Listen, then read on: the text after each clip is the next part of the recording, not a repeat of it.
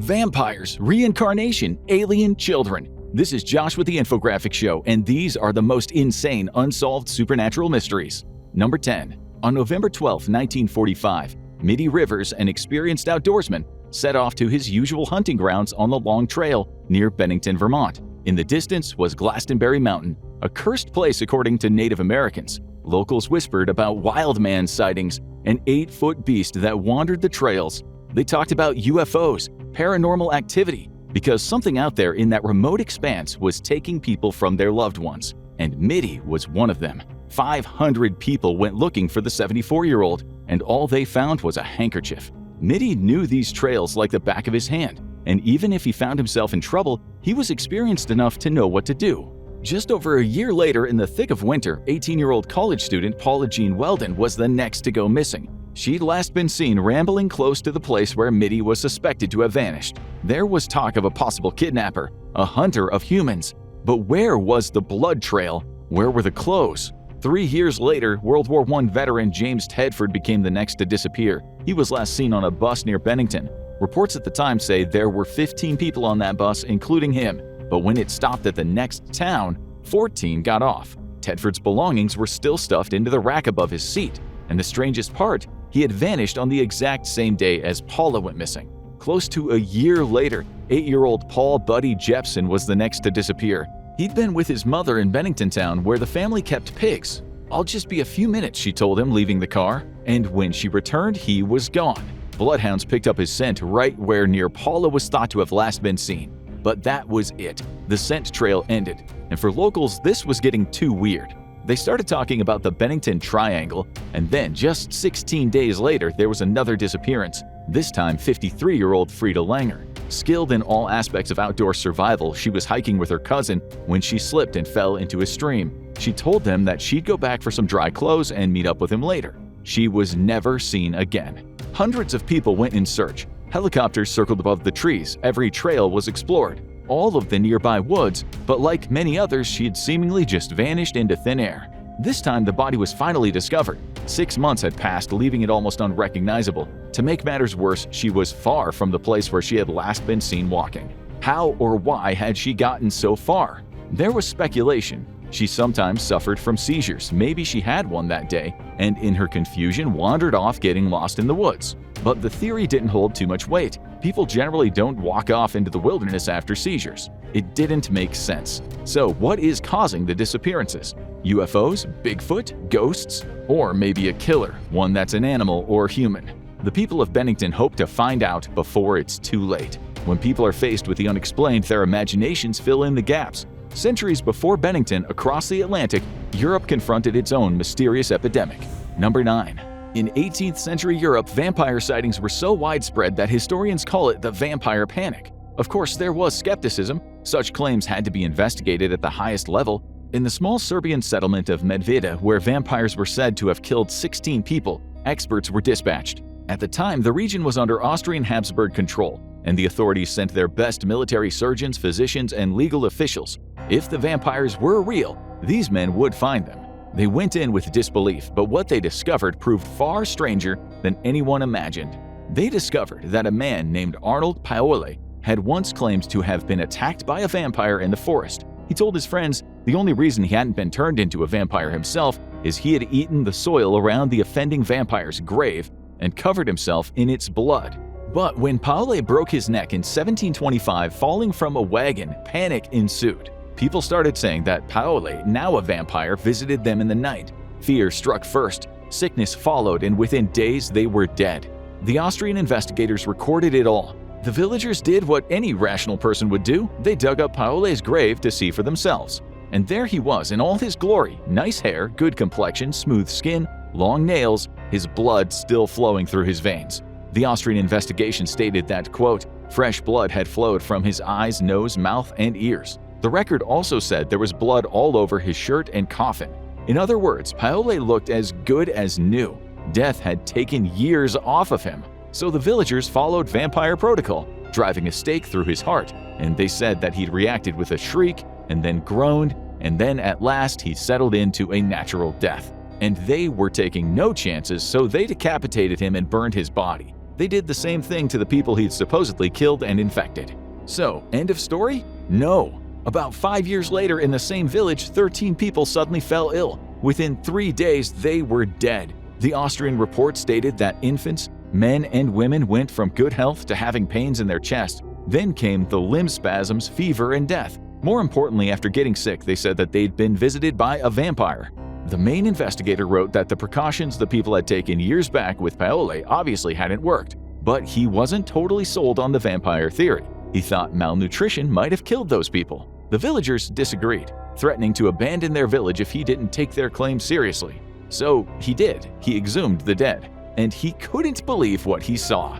Some bodies were decomposed, others weren't. The investigator requested help. The Austrian authorities sent in a commission with its best military surgeons. One report said 12 of the exhumed bodies were carefully studied for anatomical abnormalities. The commission reported fresh blood in some of the dead people's organs, skin red and livid. They looked fresh, what they called a vampiric condition. And these were some of the best minds in the empire, not just superstitious farmers. The diagnosis was vampirism. The solution, decapitation and burning of the bodies. And that's how it was left. Whether it's true, well, that's another story. But let's now move on to a gruesome case of mass murder. Number 8. In March of 1922, 6 people were found brutally hacked to death with a pickaxe in an isolated farmhouse in Bavaria, Germany. The victims were Andreas Gruber, 63, his wife Kazilia, 72, their daughter Victoria, 35, and her 2 young children aged 7 and 2. The 6th body was the family's maid, Maria, 44. It had been Maria's first day on the job. The old maid had recently quit, claiming that she heard strange noises from the empty attic and that the house was haunted, and strange things had been taking place. One day, a Munich newspaper was found in one of the rooms, yet no one subscribed to or had gone to town to buy it. Andreas had been on the edge. He had told his neighbor that he had found footprints in the snow. They had come from the edge of the forest, yet none led back. They just stopped at a door where the farm's machinery was stored. The family said they'd heard people walking around the house at night, especially in the attic. But when Andres went to check, it was empty. The new maid arrived on March 31st, dropped off by her sister. The sister stayed a while and witnessed nothing out of the ordinary. The next day, coffee sellers appeared at the farm to take their usual order, but no one answered the door. Then the oldest child didn't turn up at school. When Sunday came around, the family didn't attend the church service. It wasn't until April 4th that a concerned neighbor sent his sons around to check. Andres, his wife, and Victoria, along with their young children, had somehow ended up in the barn, where one by one they were hacked to death with a pickaxe. Maria had been killed in her bed.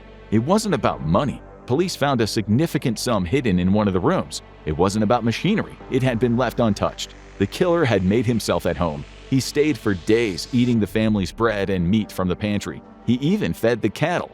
Over the years, there were plenty of suspects. The neighbor who had sent his sons to investigate also fell under suspicion, but was soon ruled out. Was the first maid right? Was the house being stalked by a supernatural being? Maybe not, but the case was never solved, just like this next one. Number 7. England in the 12th century was in chaos. King Stephen's reign had plunged the country into a period known as the Anarchy. The last thing anyone needed was an alien invasion, but that is exactly what seemed to have occurred in the quiet Suffolk village of Woolpit. Woolpit, meaning wolf pit, was named for the traps used to catch wolves. Then, in 1150, someone passing one of those pits came across 2 young children, both speaking a language no one had ever heard. But it wasn't so much strange words that bothered the villagers. It was the fact that they both had green skin. The village folk took them in. They tried to feed them, but all the kids would eat were raw broad beans. It took months to get them on meat and other vegetables, and the more they ate, the less green they became. But the boy was in poor health and died. With just the girl alive and now able to speak basic English, she explained where they'd come from. Not England, she said. In fact, it didn't sound like anywhere on the earth. She said the sun never shone in her homeland. It was twilight 24/7. What's more, everything was green just like her. It sounds like fantasy, but according to the English chroniclers, the details came from trustworthy sources. These sources said the girl claimed that she and her brother had been in their green world tending to their father's cattle when they heard a loud bang. After that, they were standing at the wolf pit in another world. There are many theories. Maybe the adults exaggerated a story about runaways from another country who spoke an unknown language. Maybe the children had been drugged and kidnapped. As for being green, they might have been suffering from a disease like a severe iron deficiency anemia, which is why their skin went back to its normal color after they'd been properly fed. Alternatively, they came from another planet. No one knows. So let's move on to this next case of first-class weirdness. Number 6. Starting in 2007, feet, always still in shoes or sneakers, began washing up from the Salish Sea. The severed limbs appeared on the coasts of British Columbia and Washington in the US, many of them close together. In total, 25 washed up and then just stopped. The first case was a size 12 Adidas. The foot and sock were still inside. Newspapers said it baffled the police, but things were about to get stranger. 6 days later, on the coast of a British Columbia island not far from the first discovery, another foot appeared. This one was a size 12 Reebok, shoes that could have been bought just about anywhere. In both cases, police insisted the feet hadn't been cut off. They had simply detached from the body and somehow floated out to sea. Next up, foot number 3 washed up on an island, Nike size 11. The owner was a man who had gone missing 4 years earlier. A few months later, the first female foot made it to shore, a blue and white New Balance sneaker. Socks still on, identity unknown. And they just kept on a-coming. Feet can detach from a corpse during decomposition, but they wouldn't float unless they were inside of a shoe, and people don't usually swim and drown with their shoes on. How had the people ended up in the water, and why had their detached feet all followed a similar trajectory? The chance of just 2 feet washing up in a similar area was about 1 in a million. 25? Well, that's just insane. Theories went from serial killer to aliens and malevolent spirits. Scientists had another theory. Maybe the feet followed certain currents and those currents took them to the Salish Sea. But all those bodies, within just a few years, all missing their feet, all washing up together? No. Something far stranger and likely far darker had taken place. Maybe as strange as this next story. Number 5. On May 23, 1964, Jim Templeton was on a day trip with his wife and 5-year-old daughter Elizabeth at a remote beauty spot, a marsh on the Solway Firth. They saw no one else that day except for 2 elderly women sitting in a parked car. Jim asked Elizabeth to pose for a photo in her new dress. She smiled, and photos were taken, and they went home happy. Until Jim got the photos back from the developer. There was a clear image of a spaceman above his daughter's head. And then things got stranger. Jim even received a visit from 2 men who went by only the names 9 and 11, who refused to reveal which government department they represented. The theory is that they came because of something that had occurred just days after Jim took the photograph. The British military had been preparing to launch its secret Blue Streak nuclear missile in Australia, but the test was abruptly cancelled at the last moment. Why? The technicians at the firing range reported seeing 2 men standing nearby, men who had seemingly appeared out of nowhere. Later, when the technicians saw Jim's spaceman image in the news, they recognized it immediately. It was the same figure they had seen. When ufologists contacted the British Ministry of Defense, they were told that the spaceman image was of no concern to the government. Not everyone believed them. This wasn't a hoax, the photo was real. Jim took it to his grave, and Elizabeth grew up saying that she believed humans weren't the only intelligent life form. But maybe the lens in Jim's camera had malfunctioned, or maybe the spaceman was somehow his wife. Maybe the technicians in Australia were simply mistaken. Or maybe a spaceman from another dimension really did appear that day. And if that's possible, then maybe the dead can come back to life. Number 4.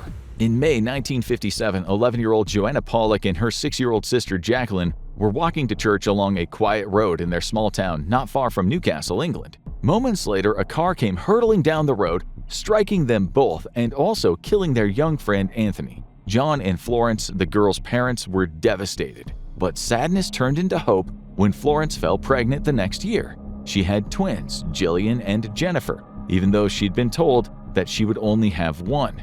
The girls were identical, although one had a birthmark and the other didn't. This was quite a rarity. It was also coincidental. The birthmark was on her hip where Jacqueline had had a birthmark. The newborn also had a mark on her forehead, right where Jacqueline had a scar from an accident. But that was just the start. The family moved to a town about 3 miles away. The twins were still babies, yet as they grew older, they could recount precise details about their town as if they had played there all their lives. And that wasn't all. John and Florence had kept their late daughter's toys from when they were toddlers. Naturally, when the couple had new twins, they passed the toys on. Teddy bears, dolls, and other playthings all previously named by Joanna and Jacqueline. When Jillian and Jennifer received them, something odd happened. They gave their toys the exact same names. They even divided them between themselves in the same way that their older sisters had. Maybe it was a very strange coincidence, or the parents had not knowingly mentioned the toys' previous names. But as the years passed, thoughts of reincarnation started to creep in. The girls developed personalities just like the other girls. They each liked the same toys, the same foods, and had the same mannerisms, likes and dislikes. John was sure it was a case of reincarnation. Florence was skeptical at the start, but she changed her mind when she watched the girls as they played. One of the games they enjoyed was a kind of doctors and nurses. They'd pretend that there had been a car accident. Jillian would cradle Jennifer's head and say things like, "The blood is coming out of your eyes, and that's where the car hit you." Florence asked them about it, and the girls said they were both really scared of cars. They'd often have nightmares of crashes. But after about the age of 5, the nightmares stopped. An American psychiatrist, Professor Ian Stevenson, one of the leading researchers into reincarnation, heard about the Pollock family and made a trip to England. After spending a lot of time with them, he said this was the clearest case of reincarnation he had ever investigated. Skeptics said John must have fed the girls information. He always denied it. Jillian died young, age 44. Her grown-up daughters later appeared on an Apple podcast, and to say the least, they didn't have many nice things to say about their grandfather John. Violent, manipulative, narcissistic, gaslighting, and to top it all off, a pathological narcissistic liar. They said that he had roped everyone into the big reincarnation lie. But history is shaped by perspective, because the same podcast tracked down Jennifer when she was 66, and she had a completely different story. She said that her dad was gentle and kind, and he never lied about the reincarnation details, and he never pushed it on anyone. As for her and her sister being fed information, no way, she said. They hadn't been told their sisters had died in a car crash until they had gotten a lot older. And she admitted that both she and Jillian had been very afraid of traffic. So as for being her reincarnated sister, she said, it's likely. Strange, but not as strange as this. Number 3. In 2014, Alice Trevorrow was walking her Springer Spaniel named Cassie over the Overton Bridge in the town of Dumbarton, Scotland. Built in the late 19th century, the bridge stands about 165 feet high. Cassie was an obedient dog, so she was allowed off-leash. But that day, something changed in her personality. She became entranced, staring at something on the bridge, a presence that Alice couldn't see. She shouted for Cassie to come to her, a command that Cassie would usually respond to. But this time, she didn't move. Her ears barely even pricked as she jumped right over the edge, landing 50 feet down and dying on impact. Alice later told the media that something sinister had happened that day, and she wasn't the first. In 2004, a man was on the same bridge with his obedient golden retriever when it saw something and just flew off the edge. That same year, at least 5 other dogs performed the same death dive. 1 would have been strange, 2 was a lot, but one after the other. That was worth investigating. And what was found was out of this world. There'd been around 300 cases of dogs leaping off of that bridge since the 1950s. Some had jumped once, survived, and then run back up the banking and launched themselves off again. What was going on? Dog depression? Now that sounds silly, but dogs can actually suffer from depression. Still, there's no evidence to suggest that they take such drastic actions. And why would these Scottish dogs be more depressed than others? The theory was that something had gotten into those dogs' minds. One of the locals who lived next to the bridge was a former pastor from the US. He said it could be only one thing: spiritual possession. No one really knows, but the more rational explanations is that the dogs go crazy after smelling the scent of mink. The problem with that theory is that there's no proof that minks or mink scent is in the area. And there's even less proof that mink scent would send 300 dogs over the edge. To this day, no one can explain the Bridge of Doggy Death. Now for one of the darkest stories you've ever heard. Number 2. In January 2013, 21-year-old student Elisa Lam was supposed to check out of the Cecil Hotel in downtown LA. The hotel wasn't far from Skid Row, a place infamous for overdoses, fights, and the occasional murder. But even for a hotel from hell, what happened to Elisa was beyond belief. She had been missing for almost 2 weeks when the LAPD released CCTV footage of some of her last known movements. Elisa stepped into the elevator, pressed the buttons for several floors, and then stood back.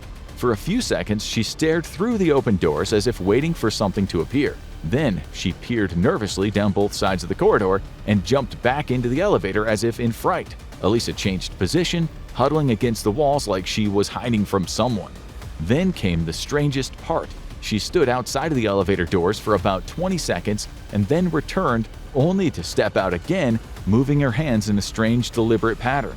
Elisa Lam was never seen alive again. There was no sign she had left the hotel. Investigators determined she had been traveling from Canada along the west coast. To save money, she'd shared a room with others who reported increasingly erratic behavior. She locked them out and demanded a password before allowing them back in. But there was no password. When they got back and she wasn't there, she'd left them notes: "Go home, go away." Elisa was a bright girl who had rarely been in trouble, yet during a taping of the Conan O'Brien show, she was escorted out by security for behaving strangely. She struggled with mental health issues and had been prescribed a combination of antidepressants and antipsychotic medications. But on the last day anyone saw her, she seemed happy, excited about the trip. She bought gifts to send home to her parents and chatted casually with a bookstore owner about the weight of the books she'd been carrying. By all accounts, she sounded completely normal. Sniffer dogs could not find her trail, yet she hadn't left the hotel. On February 19th, a hotel worker made a gruesome discovery on the roof. Elisa had apparently climbed up a large water tank and entered through the hole beneath a 20-pound lid, taken off all of her clothes, and drowned. Was she hiding from the thing she was waving her hands at outside the elevator? There was no way she could have gotten to the roof without a key and passwords for the doors. If she'd somehow broken through, she would have set off alarms unless she climbed up the fire escape. It was doable, but unlike anything she'd ever done before. She'd have needed a ladder to get up to the tanks, and there wasn't a ladder in sight. She had somehow climbed up 8 feet when there was nothing to grab. Maybe she had a psychotic break. She'd had some episodes in her life before, but she'd never harmed herself. Still, toxicology tests showed that she had likely not taken small amounts of prescribed medication and over-the-counter painkillers. And she had been absolutely fine that day in the bookstore. So maybe it was murder. Nothing made sense, but her last blog posts online pointed to a depressed state of mind. "I have no control over my emotions. I will be angry for 2 minutes and then sad again." But those last entries were written months before she died. Family and friends said that the US trip had cheered her up. Someone did update her Tumblr blog, but only after her death. Either they were automatic updates or someone had gotten into her accounts. They were all fashion photos and philosophical quotes about life and love, and this one by an author: "In truth, you like the pain. You like it because you believe you deserve it." And the autopsy? Pathologists couldn't be certain, but there might have been an assault. Foul play? Maybe. But if you're inclined to believe in the paranormal, something very dark and wicked might have ended the life of Elisa Lam. And now for one of the most disturbing tales. Number 1. On February 1st, 1959, 9 experienced Russian cross-country skiers disappeared on Kolatsiakl Mountain in the Urals, a place the local Mansi people call Dead Mountain. When the group didn't return home, a search was launched. What rescuers discovered made no sense at all. The hikers were found scattered across the snow, their tent abandoned, sliced open. They'd gone outside in temperatures close to -30 degrees Celsius. Some were barefoot. Others had left their shelter wearing only socks or shoes. On closer inspection, something very, very strange had happened that night. They had been hypothermic, but that didn't explain crushed ribs or broken skulls. It was like they'd been in a serious car accident. One of them was missing her eyes, and her tongue was cut out. Some had suffered blunt force trauma, like being hit with a bat. Some had third-degree burns. One had vomited blood all over himself. Another had literally bitten off a large piece of his knuckle. When they found him, he still had the flesh in his teeth. It was as if they'd been savaged by a monster.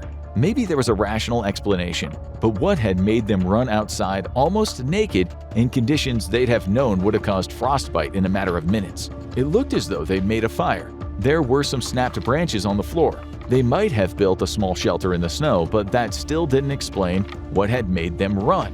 Theories talked about the KGB. 2 of the hikers had seen the nuclear incident known as the Kishtim disaster.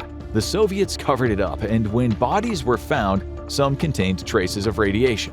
Russian investigators stated in a report that a compelling natural force had killed them, but they didn't explain what.